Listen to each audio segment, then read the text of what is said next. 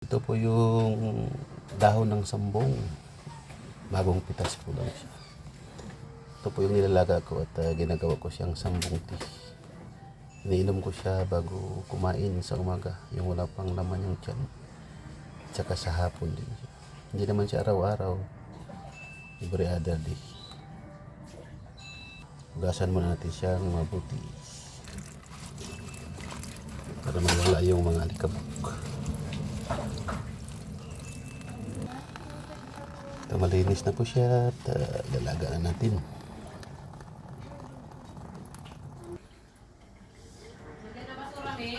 Lagyan po natin siya ng katamtaman lang na tubig.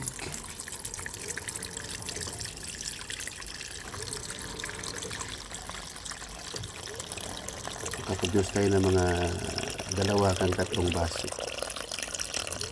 Kasi yung misis ko ay uminom din ito. Medyo nakakaedad na siya.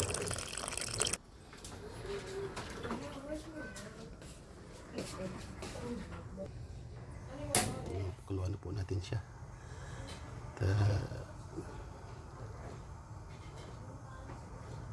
Sa clip lang ito, mga 10 minutes na pakulo. Pwede na.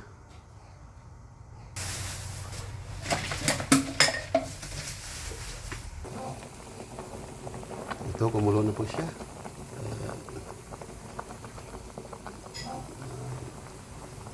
Malapit na konting ano na lang.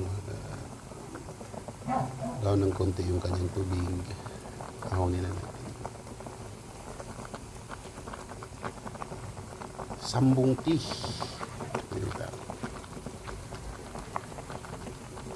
Inimintin ko lang siya. May sarili akong tanim nito. Kaya madali lang kumuha pag gusto kong magpakulo. At uminom ng sambong tea.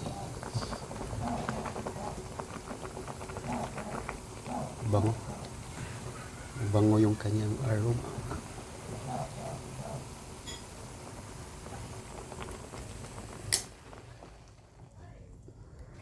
Yun.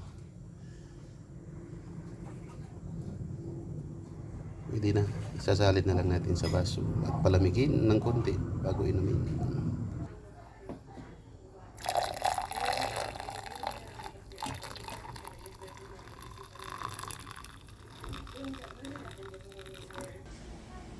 Ito na po yung ating sambong tea.